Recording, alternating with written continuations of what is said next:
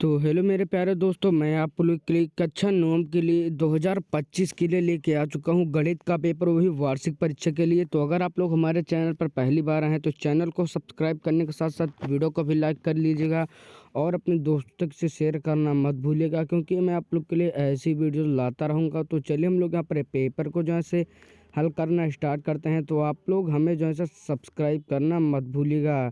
तो यहाँ पे हम लोग चलिए यहाँ पर हम लोग हल करते हैं। तो यहाँ पर हमारा सबसे पहले 20 बहुविकल्पीय प्रश्न है। यहाँ पर पहला प्रश्न कह रहा है निम्नलिखित में से कौन सी संख्या अपरिमेय है। तो इनमें से हमारा जो अपरिमेय संख्या हो जाएगा वो पहला हो जाएगा। उसके बाद यहाँ से उसके बाद यहाँ से हमारा अगला जो यहाँ पर हमारा प्रश्न कह रहा है शून्य बहुपद की घात है। उसके बाद दूसरा प्रश्न हो गया हमारा। उसके बाद यहाँ से हमारा तीसरा जो प्रश्न कह रहा है 4, 3 की मूल बिंदु से दूरी। तो यहाँ से हम लोग x1 है माइनस x2 का ये वाला सूत्र लगा के निकाल लेंगे। उसके बाद तीसरा प्रश्न क्या है, चौथा प्रश्न कह रहा है वाई अक्ष पर स्थित किसी बिंदु का रूप होता है। तो उसके बाद यहाँ से पांचवा प्रश्न कह रहा है पृष्ठ के परिसीमाएं रेखाएं होती हैं। तो यहाँ पर हमारा वक्र रेखा होता है। उसके बाद यहाँ से दो विभिन्न रेखाएं कितने बिंदु पर एक दूसरे को काट सकती हैं। तो इसमें हमारा एक होगा सही उत्तर। उसके बाद यहाँ से निम्नलिखित में से कौन सी रेखा यक्ष अक्ष के लंबवत है। तो यहाँ पे इसमें हमारा गा वाला जो है से विकल्प यहाँ पर हमारा यहाँ पर जो सही उत्तर यहाँ पर हमारा हो जाएगा। उसके बाद यहाँ से आठवां जो यहाँ पर हमारा जो प्रश्न यहाँ पर जो हमारा कह रहा है जो है सातवें में हमारा जो यहाँ पर इसका कह रहा है निम्नलिखित में से कौन सी रेखा यक्ष अक्ष के लंबवत यहाँ पर होगी। थी हमारा y बराबर यहाँ पर 0 हो जाएगा।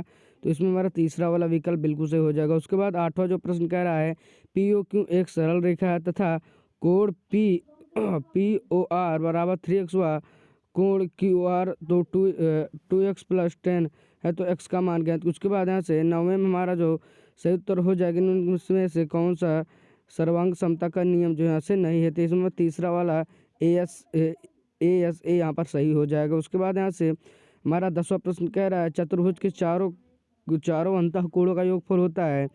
तो इसमें हमारा 360 डिग्री यहाँ पर सही उत्तर हो जाएगा। उसके बाद यहाँ से 11वां प्रश्न कह रहा है समांतर चतुर्भुज ABCD की भुजा BC का मध्य बिंदु P यदि कोण BAP बराबर कोण DAP तथा AD बराबर 10 सेंटीमीटर तो CD बराबर क्या होगा। तो यहाँ पर हमारा 5 सेंटीमीटर। उसके बाद 12वां कह रहा है त्रिभुज ABC तथा बिंदु ABC निम्नलिखित कितने वृत्त खींचे जा सकते हैं। यहाँ पर हमारा 2 सही उत्तर, एक यहाँ पर हमारा सही उत्तर हो जाएगा। उसके बाद यहाँ से 13वें में हमारा चौथा ऑप्शन हो जाएगा। उसके बाद 14वें प्रश्न में जो कह रहा है यदि किसी त्रिभुज के आधार 7.5 सेंटीमीटर और उसकी शीर्ष लंब 4 सेंटीमीटर हो तो उसका क्षेत्रफल यहाँ पर 1/2 आधार गुणे ऊंचाई लगाकर हम लोग यहाँ पर निकालेंगे। तो इसका जो हमारा सही उत्तर यहाँ पर आ जाएगा। उसके बाद यहाँ पर 15वां प्रश्न कह रहा है एक त्रिभुज का क्षेत्रफल होता है। तो यहाँ बताना होगा कि एक त्रिभुज का क्षेत्रफल हमारा यहाँ पर क्या होता है। उसके बाद 16 में हमारा एक लंबवृत्तीय शंकु का भाग किसी लंबवृत्तीय शंकु में कुल भाग होते हैं। तो यहाँ पर हमारा 3 यहाँ पर सही उत्तर हो जाएगा। उसके बाद 17वां हमारा जो प्रश्न कह रहा है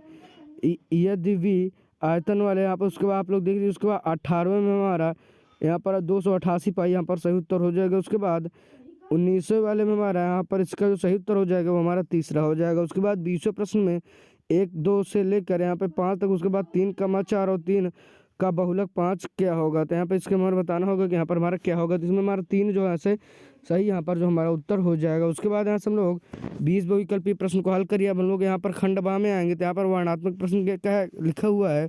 यहाँ पर क्या है निम्न में से किसी 5 खंडों के यहाँ पर हल करिए। बताइए √45 एक परिमेय संख्या है अथवा परिमेय संख्या है। उसके बाद कार्तीय तल में किसी बिंदु में स्थिति निर्धारित करने वाली क्षैतिज रेखा ऊर्ध्वाधर रेखाओं के क्या नाम है। उसके बाद यहाँ से क्या एक बिंदु से होकर केवल एक ही रेखा खींची जाती है। आप लोग यहाँ पर इसको देख लीजिए। उसके बाद किसी त्रिभुज के अभ्यंतर में एक रेखा बिंदु ज्ञात कीजिए जो त्रिभुज के सभी भुजाओं को समदूर है। उसके बाद यहाँ से अगला प्रश्न एक अर्धवृत्त में PQ व्यास पर बना कोण PQR यदि कोण RPQ बराबर कोण RQP। तो यहाँ पर बताना होगा तो कोण PQR का मान गया। उसके बाद अच्छा प्रश्न कह रहा है 7 सेंटीमीटर त्रिज्या वाले एक गोले का पृष्ठीय क्षेत्रफल यहाँ पर हमें बताना होगा। उसके बाद यहाँ से हम लोग दूसरे प्रश्न पर आएंगे। तो यहाँ पर इसका सही उत्तर जो हो जाए यहाँ पर कह रहा है निम्न में से 3 खंडों को यहाँ पर हल कीजिए। तो यहाँ पर आपको लगभग 4 प्रश्न दिए गया है। 4 में से आप लोग को जो है आप लोग कर लीजिएगा। उसका तीसरा पहला कह रहा है बिंदु 3,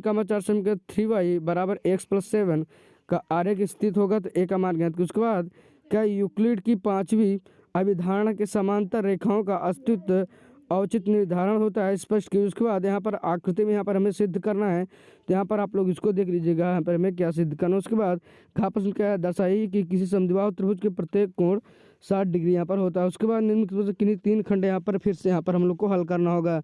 यहाँ पर समांतर चतुर्भुज कोण ए कोण बी के समद्विभाजक परस्पर बिंदु P प्रतिच्छेद करते सिद्ध कीजिए कि कोण ए पी बराबर 90। उसके बाद एक वृत्त की दो समान जीवाएं वृत्त के अंदर प्रतिच्छेद करें तो सिद्ध कीजिए कि प्रतिच्छेद बिंदु, यहाँ पर आप लोग इसको देख लीजिएगा। और यहाँ पर आपको अगला यहाँ पर प्रश्न दिए गए हैं, तो चार यहाँ पर प्रश्न दिए गए हैं, चार में से कोई तीन आप लोग कर लीजिएगा। उसके बाद चौथा प्रश्न का निम्नलिखित में से किसी एक खंड को हल कीजिए। यहाँ पर हमारा इसमें भी हमारा दो खंड यहाँ पर दिया गया है, तो यहाँ पर हमें सिद्ध करना है कि सी डी यहाँ पर सी डी का मध्य बिंदु यहाँ पर हमारा पी है, यहाँ पर हम लोग को सिद्ध करना। उसके बाद यहाँ से एक यातायात संकेत बोर्ड पर आगे स्कूल लिखा है, तो यह भुजा ए वाले समबाहु त्रिभुज के आकार का है।